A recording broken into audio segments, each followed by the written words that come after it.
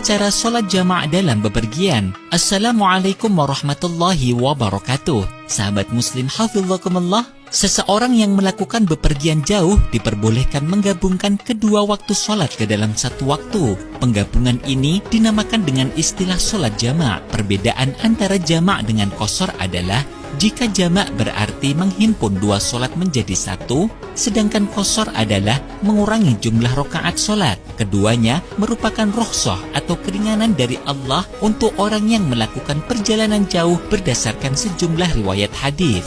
Sebagian ulama fikih menetapkan kebolehan jamak dan qashar sholat untuk perjalanan minimal 2 marhalah atau 16 farsah atau 48 mil atau 4 barit atau perjalanan 2 hari. Apabila dikonversi ke dalam satuan kilometer, menurut mayoritas ulama mengatakan 2 marhalah berjarak 119,9 km. Sebagian ulama berpendapat 2 marhalah berjarak 80,64 km. Ada juga yang mengatakan berjarak 88,704 km. Sedangkan ulama Hanafiyah menyebut 2 marhalah adalah jarak tempuh 96 km.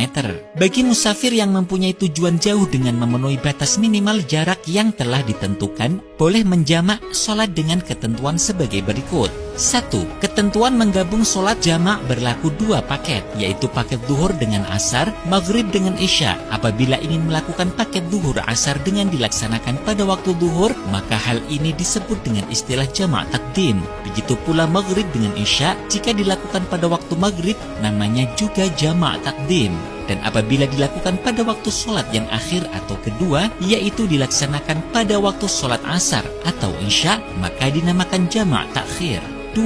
Sholat subuh tidak mempunyai gabungan paket. Oleh karena itu, sholat subuh tidak bisa dijamak dengan sholat lain. Demikian pula menggabungkan antara asar dengan maghrib karena berbeda paket, maka tidak bisa dijamak. Syarat jamak takdim.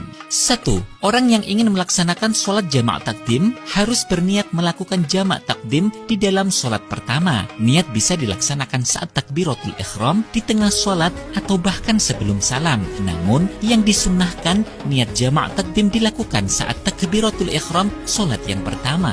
2. Mendahulukan sholat yang awal, yaitu sholat duhur terlebih dahulu, baru kemudian sholat asar atau sholat maghrib baru isya. 3. Waktu sholat awal, waktu sholat duhur atau maghrib yang tersedia cukup untuk melaksanakan 2 sholat jamak tersebut. 4. Mualah, berkesinambungan, maksudnya tidak ada pemisah yang lama, sekira 2 rakaat sholat yang ringan atau pendek antara sholat pertama dengan sholat kedua.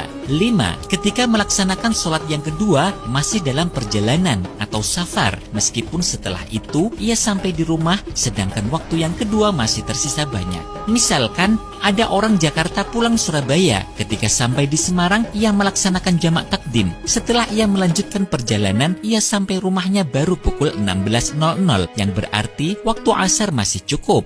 Orang ini tidak perlu lagi melakukan sholat asar karena jamak takdimnya tadi sudah sah. 6. Mengetahui bahwa jamak sholat diperbolehkan dalam syariat agama Islam. Syarat jamak takhir. 1. Niat jamak takhir dilakukan pada waktu sholat yang pertama. Jadi apabila ingin melakukan jamak takhir di sholat asar, maka dalam waktu duhur sudah niat jika sholat duhurnya akan dijamak nanti pada waktu asar. 2. Masih dalam posisi safar atau perjalanan saat sholat yang kedua. Contoh niat sholat jamak takdim. A. Sholat duhur dengan asar.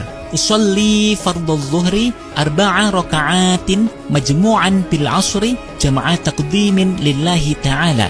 Saya niat sholat zuhur 4 rakaat jamak takdim dengan sholat asar fardu karena Allah Ta'ala. Usolli fardhul asri 4 raka'atin majmu'an bil zuhri jama'a takdimin lillahi ta'ala.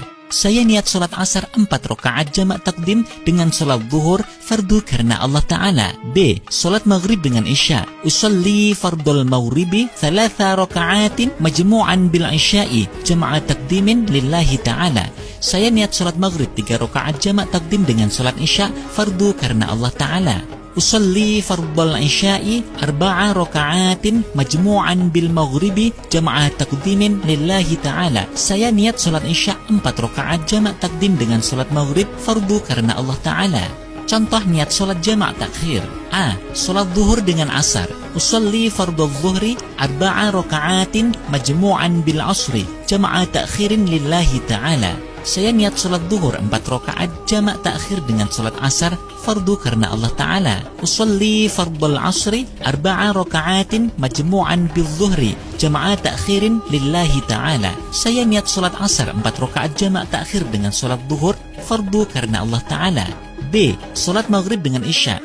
Usalli fardhal maghribi 3 raka'atin majmu'an bil isya'i jama'a ta'khirin lillahi ta'ala. Saya niat salat maghrib 3 rakaat jamak takhir dengan salat isya' fardu karena Allah Ta'ala. Usalli fardhal isya'i 4 raka'atin majmu'an bil maghribi jama'a ta'khirin lillahi ta'ala.